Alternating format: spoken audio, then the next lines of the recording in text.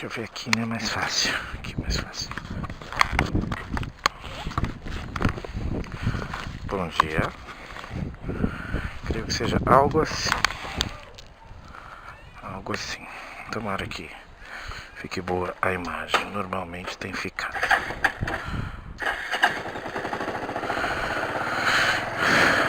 Bom dia, sexta-feira. Já amanheceu carrancuda. Bom dia, meu amor. Minha rainha, minha princesa. Até mais tarde. Te amo. Meu outro amorzinho já está lá, brincando, zoando e curtindo com os brinquedos. Que sexta-feira é dia de brinquedo.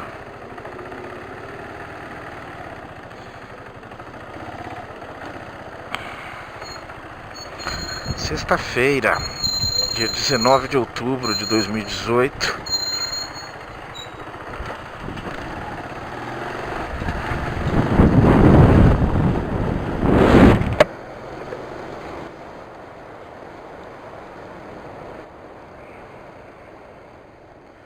Fazia tempo que eu não filmava a ida.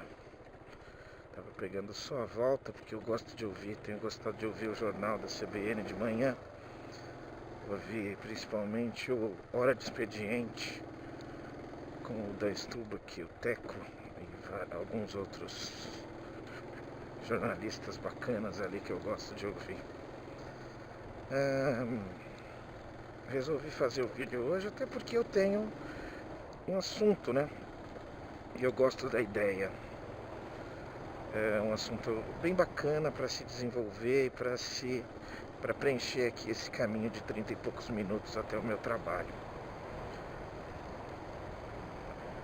Ontem à noite, depois do Cauê ir dormir, eu dei uma atualizada nas minhas notificações de vídeos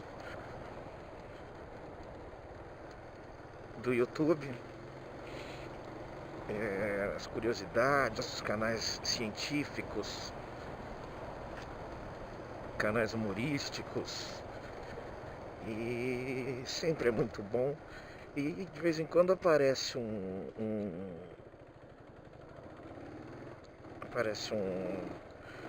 uma matéria, um assunto que me deixa assim ávido a compartilhar, a gravar, a registrar o momento, e foi o que aconteceu ontem. Um canal de ciência e tecnologia que eu gosto, não é o melhorzão, mas gosto, fala algumas coisas interessantes de vez em quando, que é o canal do Schwarza, lá de Brasília, se eu não me engano. Ele é dessa linha de científicos íntegros, né? Sem ficar criando polêmica. Ele é de uma linha social que de vez em quando ele se manifesta no conceito de preocupado com o movimento de intolerância atual. Mas enfim, e uma vez ou outra ele coloca alguma coisa de bom impacto que eu gosto de compartilhar aqui também. E dessa vez ele colocou um assunto bem bacana, e eu quero falar para vocês sobre o efeito Dunning-Kruger. Dunning-Kruger.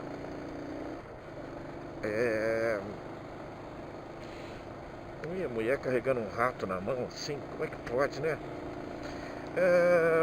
É uma história extremamente interessante. Não é uma lenda urbana. É um conceito comportamental que depois foi estudado e comprovado. E traduz muito, não só um conceito do ser humano em si, mas como um momento básico do ser humano aqui no Brasil, né? Nesse momento. Então diz que era uma vez um cara, esse tal de Dunning-Kruger, que assaltou um banco, não usou máscara, não usou disfarce, não usou nada, foi lá, assaltou o banco, pegou o dinheiro, entrou no carro e voltou para casa.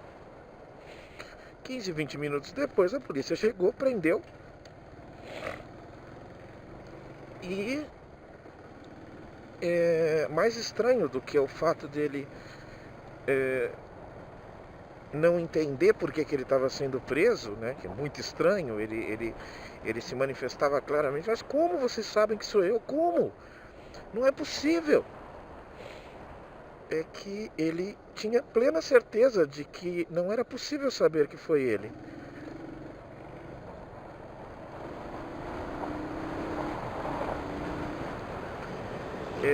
E aí se descobriu, chegou-se a até fazer um exame mental nele.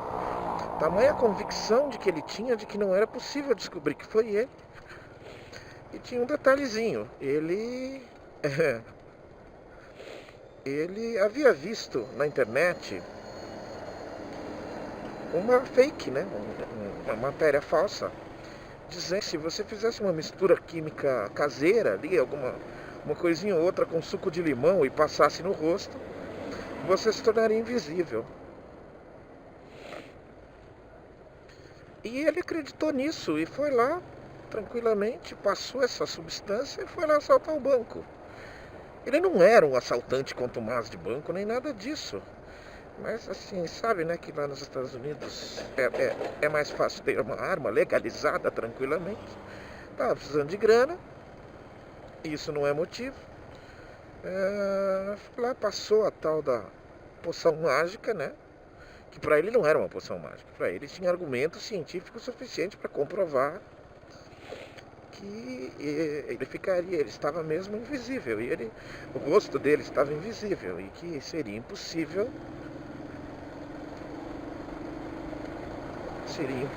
identificá-lo. Tamanha era a convicção dele nessa história que chamou a atenção. Ele, como eu já falei, ele chegou a ser avaliado clinicamente para terem certeza de que ele não era uma pessoa com problemas nas suas faculdades mentais.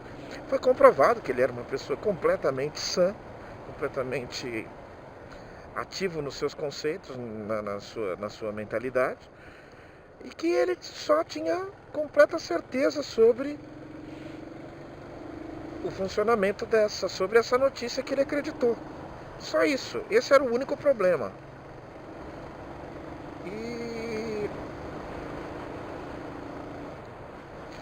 isso foi uma coisa que chamou tanta atenção, né? Aquela coisa de...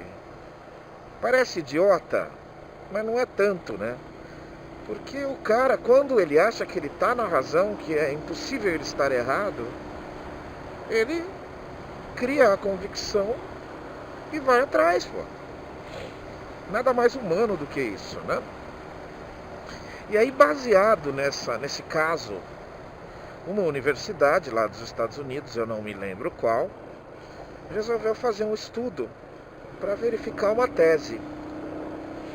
Um estudo sério, tranquilo e até bastante simples em relação ao comportamento humano e essas suas certezas. Eles resolveram fazer o seguinte experimento.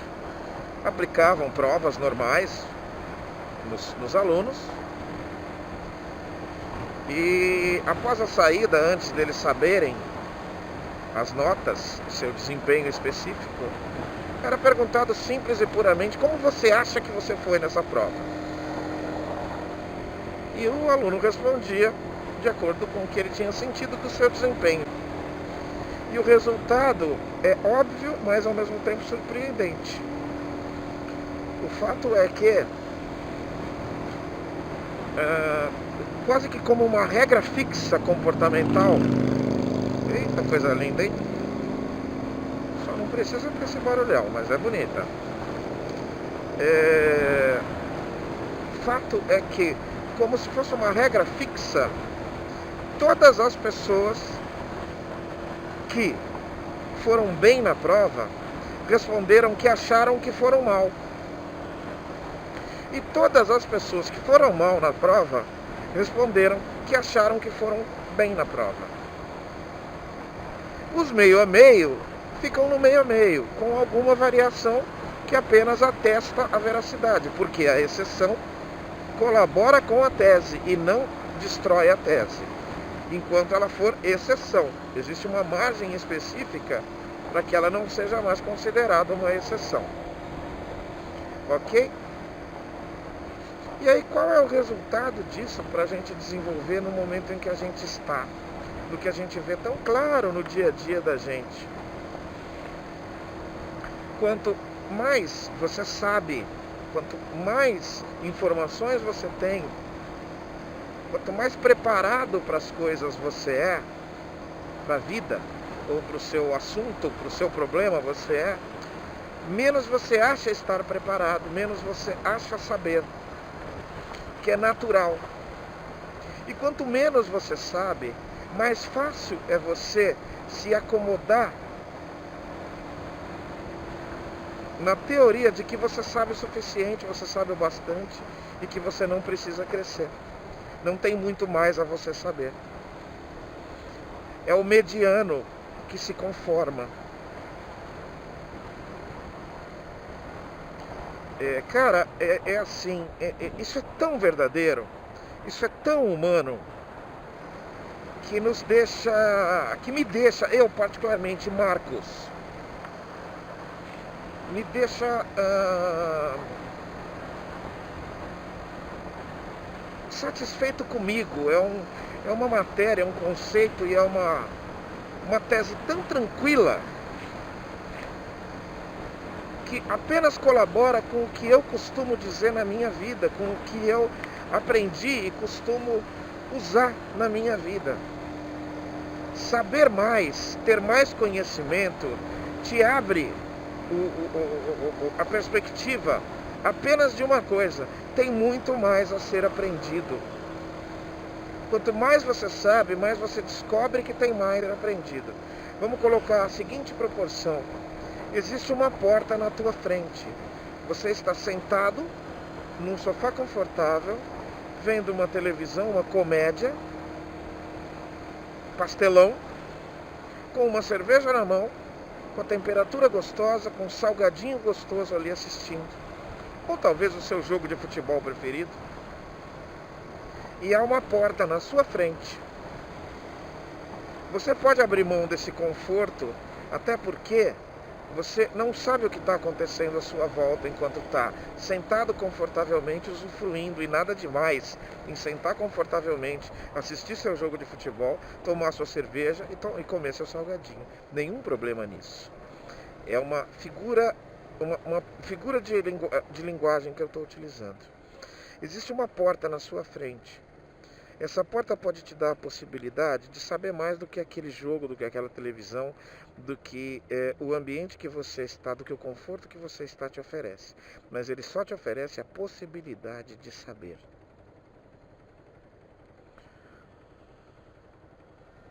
Essa porta só te dá uma certeza: pode ser que tenha alguma coisa importante lá na frente. E pode ser que você não consiga voltar para o seu conforto, para a sua televisão, para a sua poltrona confortável.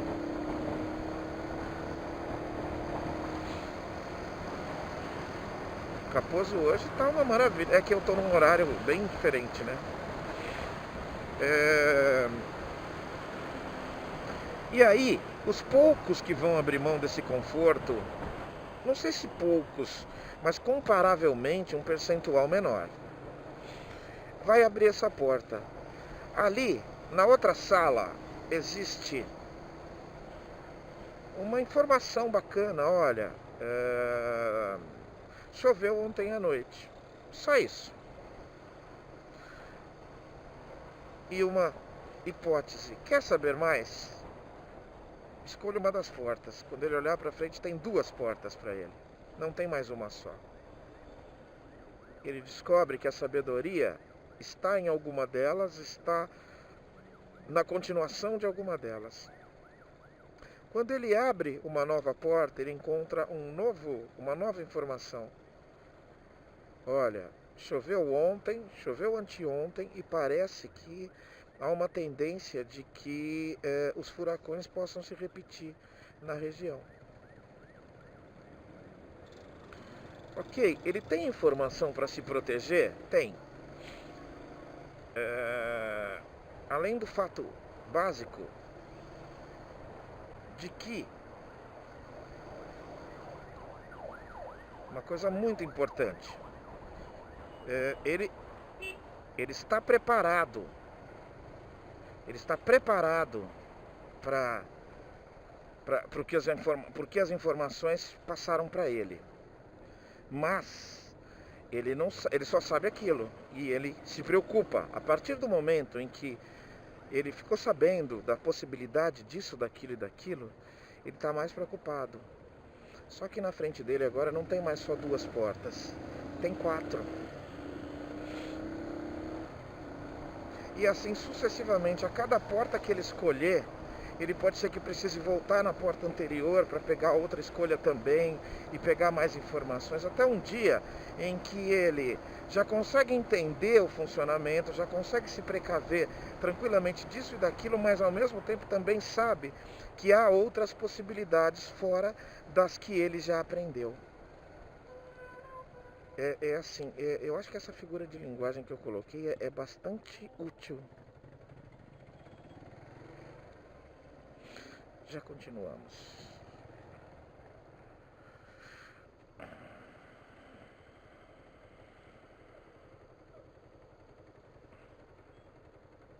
Eu acho que eu fui feliz nessa escolha da figura de linguagem.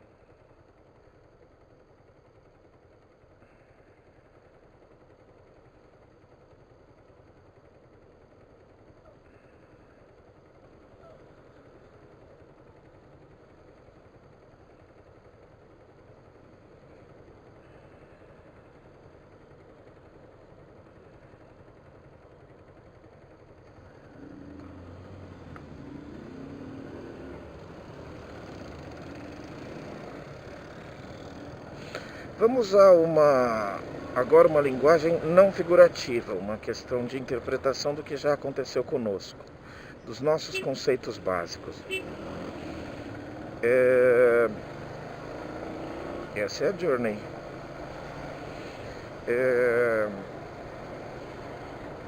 Eu falei de um carro que passou ali, viu? Ele é um Dodge, que a Fiat também vende ele com outro nome.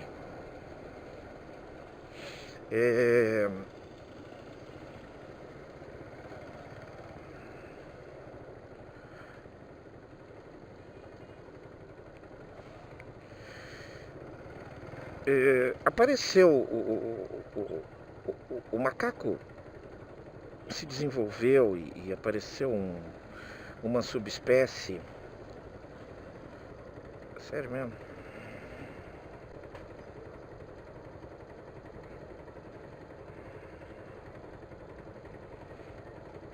Tá aqui, ó. Tá aqui o retrato do que é a gente. Este idiota aqui não consegue abrir um pouco e um pouquinho pro lado sem atrapalhar ninguém.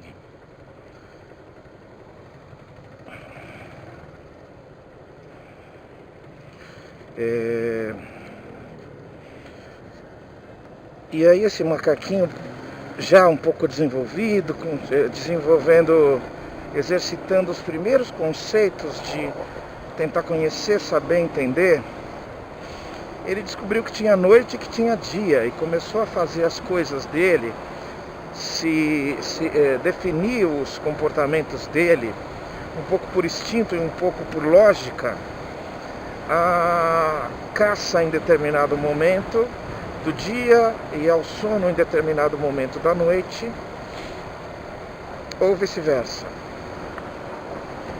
Depois de um tempo, ele descobriu que não tinha só a noite e o dia. Ele começou a entender que em determinada época ficava muito frio, em outra determinada época ficava muito calor. E entre essas épocas haviam meio termos. Depois se definiu isso como as 4 estações. O meio termo da ida para o máximo verão e o meio termo da volta para o máximo inverno. E sendo a primavera e o outono.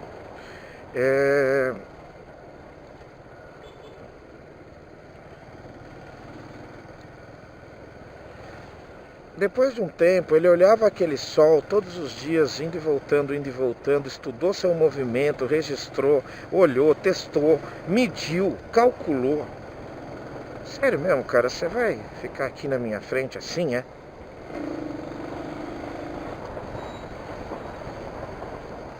Até que ele concluiu que aquele Sol, ele fica rodando em volta da Terra. Ele fica nos circulando. E criou o conceito.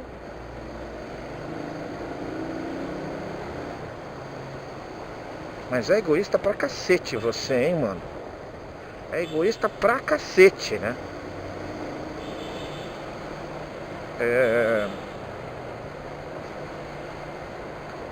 E aí ele formou o conceito da Terra ser o centro do cosmos, do universo. À medida que ele descobriu isso, criou mais dúvidas. A cada coisa que ele descobria, ele criava mais dúvidas. E graças a essas dúvidas, a esse conhecimento adquirido e passado e recebido pelas gerações, apareceu um cara lá na frente chamado Giordano Bruno e também Galileu Galilei, que falaram, não é isso não, cara. É a gente que está em volta dele. Ele está parado. Esse conhecimento, depois comprovado e aceito, já que foi comprovado, ele gerou novas dúvidas. E depois apareceu um cara, e vários outros, né, no caminho, mas apareceu um cara chamado Isaac Newton, que formulou novas bases de cálculo, ampliando esse conhecimento, ampliando regras e leis físicas específicas abrangentes no universo palpável até aquele momento. Depois dele apareceu Carl Sagan, depois dele apareceu Neil deGrasse Tyson, depois dele apareceram grandes astrônomos e astrofísicos, comprovando maiores conhecimentos. E a cada conhecimento desse adquirido em relação as características físicas do universo, mais conceitos ficavam a ser descobertos, já que você abriu, cara, era só o terreno em que você fazia sua caçada e dormia e formava sua família. Era isso que você precisava entender há 50 mil anos atrás. Os primeiros passos de uma civilização quase próxima de ser chamada de humana. Ao passo que hoje você entende vários conceitos universais e levanta várias hipóteses, tanto de surgimento, quanto de fim, quanto de funcionamento, quanto de leis físicas específicas do universo. E você hoje tem milhões e milhões de dúvidas a mais do que você tinha. É simples assim. É simples assim. Que bom saber que tem pessoas que se preocupam em passar isso. E seria muito importante que esse tipo de conceito fosse generalizado. Isso ajudaria muito, principalmente a humanidade, ao tanto mal que a ignorância pode ainda oferecer ao ser humano e ao planeta, enfim. Porque a ignorância traz as certezas pequenas. E certezas pequenas trazem muito menor senso de justiça, muito menor chance de continuidade. E se a gente entendesse que, se a gente acha que tem muitas certezas, algo está errado conosco. Eu não preciso ter certezas para continuar, eu preciso ter conhecimento para ter forças e ter vontade de procurar mais conhecimento. Ter certeza é só um detalhe. O que eu estou falando é uma certeza momentânea, mas é comportamentalmente óbvio demais para eu ignorar. Mas claro que outras nuances desta tese, desta base científica comportamental humana, podem ocorrer. Mas, por praxe, por sentido comportamental universal do ser humano, e é errado falar universal, a gente devia falar apenas comportamento humano,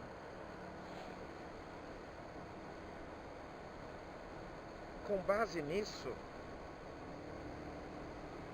é que a gente entende que é uma regra válida. Quanto mais sabemos, quanto mais nos dedicamos a encontrar, procurar e saber, mais nos falta a saber, porque a gente abre mais portas e amplia mais o horizonte. Eu costumava falar isso para algumas pessoas que me perguntavam sobre faculdade. Eu sou de um tempo em que as pessoas não viam muita necessidade de faculdade. Tem um candidato aí que ontem exclamou assim tranquilamente que é uma besteira esse negócio de faculdade. A juventude hoje tem tara por faculdade. É uma pena, mas eu não vou falar de política hoje. Pode ser que eu resvale em uma outra frase, mas não é minha intenção.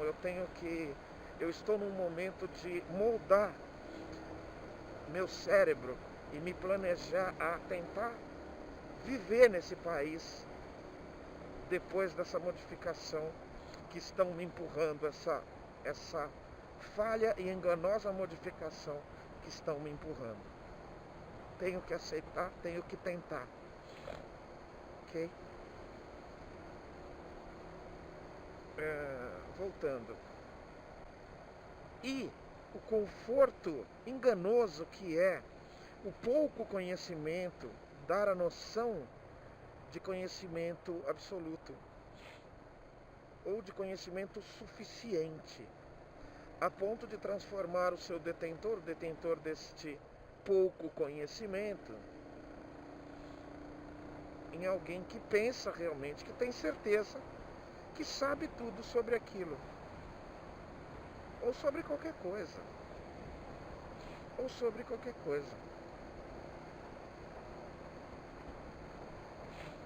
Saber é precisar saber mais. Não saber é achar que sabe.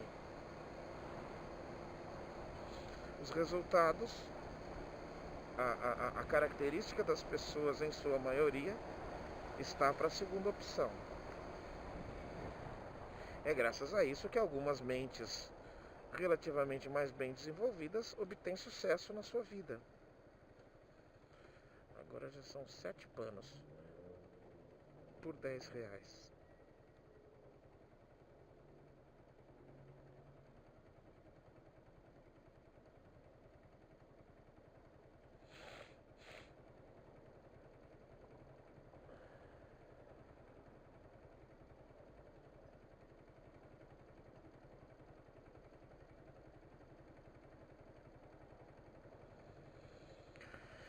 Ai, ai.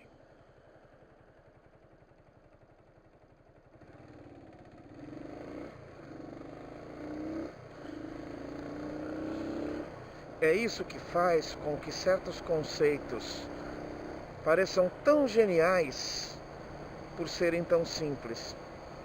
É isso que faz uma enorme parte da sociedade, isso já virou uma indústria, né, cara? Uma enorme parte da sociedade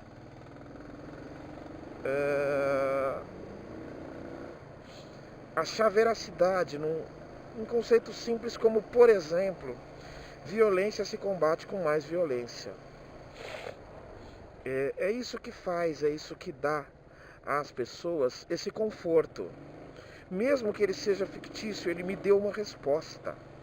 É isso que faz dogmas religiosos se sobreporem a conceitos científicos e comportamentais básicos e simples. Até relativamente simples. Dá conforto, dá uma lógica meio que torta, mas dá lógica. É isso que faz as pessoas cega e já está quase virando genético, na minha opinião, aceitarem que o cristianismo é justo em sua concepção, ou que haja qualquer justiça em qualquer linha abraônica, de matrizes abraônicas. É isso que faz. E é isso que faz poucas pessoas serem ridicularizadas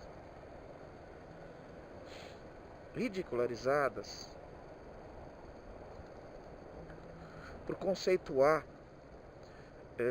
suas dúvidas e basear suas escolhas em dúvidas legítimas e em falta de respostas justas, falta de respostas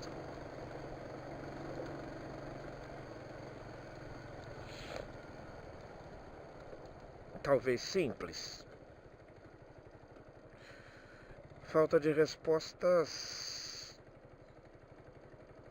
minimamente aceitáveis. E é isso que faz com que essas pessoas não se considerem efetivamente donas de nenhuma razão.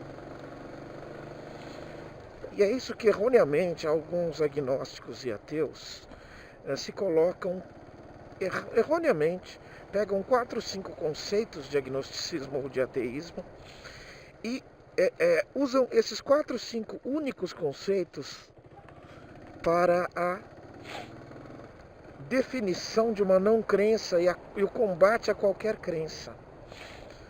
Deixa eu te explicar o que é um ateu ou um agnóstico honesto.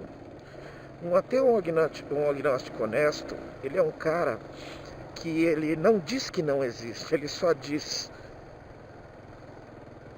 não encontrei evidências para a existência. O agnóstico é um cara que ele diz: não encontrei na sua tese um conceito justo e limpo sobre um Criador. Um conceito aceitável. Porque as pessoas não querem muito falar sobre isso, mas sim, cara, existe lógica no conceito de humanidade, de humanização, de bondade, de benevolência, de caridade. Existe lógica nisso. Tá? E à medida em que nós formos trocando as caridades em troca do reino dos céus por caridades em troca do bem das pessoas, pura e simplesmente, da empatia pura, da empatia desinteressada, é que a gente começa a dar passos mais próximos de uma efetiva humanização das pessoas. É só aí. É só aí. É essa minha luta. E é esse tipo de matéria, esse tipo de estudo, essa situação, como por exemplo aqui o efeito Dunning-Kruger, que me dão uma grata sensação de que eu não estou tão louco assim, que pode ser que haja uma justa, no mínimo justa, teoria ou forma de pensar que pode nos ajudar, tá bom? Particularmente, eu espero que a imagem desse vídeo seja boa, porque eu gostei muito desse assunto e do que eu disse e da forma como eu desenvolvi isso. Hoje, dia 19 de outubro de 2018. Espero que você goste, filho ou qualquer um que ache útil esse imbecil falando à toa aqui. Um abraço, tchau, tchau.